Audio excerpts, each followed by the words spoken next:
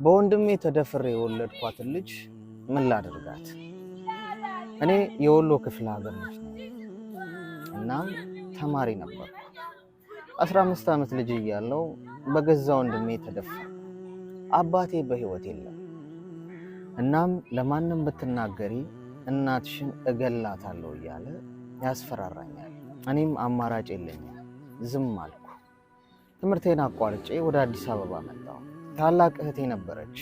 ምን እንዳደረገኝ ስነግራት አላመነችኝም። ውሸት ብላ አባረረችኝ። እናም ወደ እናቴ ጋር ተመልሼ ትምህርቴን ቀጠልኩ። አሁንም ወንድሜ በጓደኛው አስደፈረኝ። ከዛም አንድ የማውቀው ፖሊስ ነበር፣ ነገርኩት።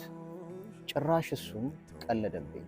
አማራጭ ሳጣ ጠፍቼ አሁንም ወደ አዲስ አበባ መጣሁ። እናም የቤት ሰራተኝነት ተቀጥሬ እየሰራሁ ለካም እርጉዝ ነበርኩ።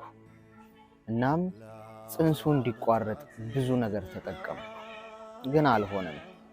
አንድ ዶክተር ችግሬን ስነግረው እኔ ረዳሻለሁ፣ እባክሽ ህይወትሽን ልታጪ ትችያለሽ አለኝ። እናም አማራጭ የለኝም፣ ተወለደ። ወደ እናቴም ተመለስኩ። ያ ጨካኝ ወንድሜም ከቤት አስወጣኝ። አንድ ዘመድ ነበረች፣ እሷም ማስጠጋችኝ። እናም ወለድኩ። ልጄ 3 ወር እያለች ዘመድ ጋር ጥያት ወደ አረብ ሀገር ተሰደድኩ። አሁን ልጄ አድጋለች፣ ፈጣሪ ይመስገን። እኔም አለው በሰው ሀገር 8 ዓመቴ። አሌክስ ልጄ የወንድሜ ወይስ የጓደኛው? አሁን ምን ትለኛለህ? ወንድሜ የሆነ ነገር በለኝ እባክህ፣ ምን ላድርግ ይላል። ሴቶች አንድ ነገር ላስቸግራችሁ። ይህንን ቪዲዮ ወንድ ለተባለ በሙሉ ሼር አድርጉ እስቲ። እኔ ሼር አድርጉልኝ ብያችሁ አላውቅም። አሁን ግን ወንድ ለተባለ ሁሉ ወንድማችሁ ይሁን አባታችሁ፣ ፍቅረኛችሁ፣ ባላችሁ፣ ነጋዴ ይሁን ፖሊስ ይሁን ዳኛ ይሁን ማንም ይሁን ብቻ ሱሪ ታጥቅ ያለው ወንድ ነኝ ላለ በሙሉ ሼር አድርጉልኝ። ወንዶች መነጋገር አለብን። ይኸውላችሁ ወንዶች ከሴት ልጅ ማህፀን አልወጣንም እንበል። ተወልደን አይደለም በቃ በቅለን ነው እንበል። በቃ አለን። ሴት ልጅ እኮ ይኖርሃል አይደል? ሴት ልጅ ይኖረኛል። ዓለም ሴት ልጅህን እንደዚህ ነው ትሪት እንዲያደርግ የምትፈልገው? የምር ግን አያሳስባችሁ ወንዶች? የሴት ልጅ ጥቃት ሌላ ታሪክ ላይ ደርሷል። የወንዶች ግፍና በደል ሞልቶ መፍሰስ ብቻ ሳይሆን የፈጣሪን ደጁላ አጥለቅልቆታል። አንዲት ሴት ከፈጣሪ በታች ሊጠብቃት ሊቆረቆርላት ልትመካበት የሚገባው ወንድሟና አባቷ ላይ ነው።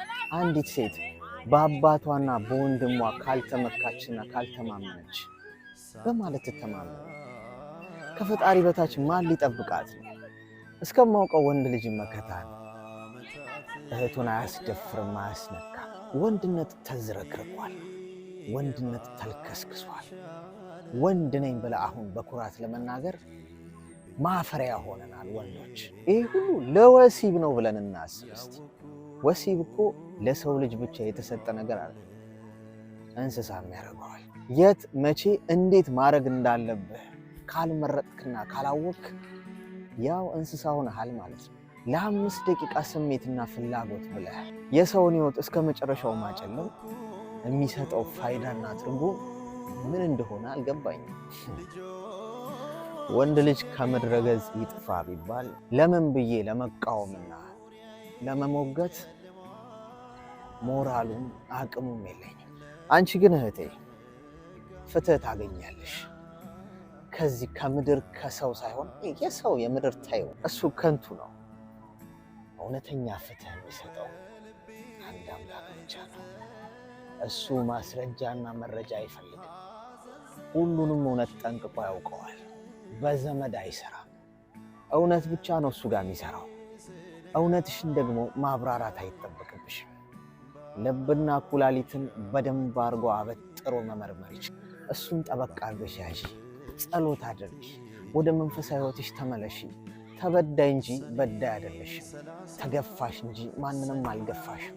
የሰው ልጅ በተገፋ ቁጥር ተስፈንጥሮ የሚወድቀው የፈጣሪው እጅ ላይ ነው እና እድለኛ ነሽ። የተገፋ በሙሉ ብፁዕ ነው፣ በፈጣሪው ዘንድ የተለየ ክብርና ሞገስ ይጠብቀዋል። አንቺ የዛ ተሸላሚ ነሽ፣ አልቅሰሽ አትቀሪም። አዎ የምታነቡ የምታለቅሱ ሴቶች በሙሉ አልቅሳችሁ አትቀሩ። እውነተኛ ፍትህንም ፍርድንም የሚሰጥ የሁሉ አለቃ አለ። በዛ ተጽናኑ። እናም አይዞሽ፣ ሁሉም ደሞዛቸውን ያገኛሉ። ያላገጠብሽ ፖሊስ፣ ያባረረችሽ እህትሽ፣ የደፈረሽ ወንድምሽ፣ ጓደኛው፣ ሁሉም ደሞዛቸውን ይቀበላሉ። ሰው ከሰራ ደሞዝ መቀበል አለበት አይደል? የልፋቱን ማግኘት ይኖርበታል አይደል? እናም ወንዶች አስቡበት። አንቺ ግን እህቴ የመኝ ፍትህ ታገኛለሽ። ታገኛለሽ። ሰኔ 30 አንዱ ይወድቃል ሌላው ሲነሳ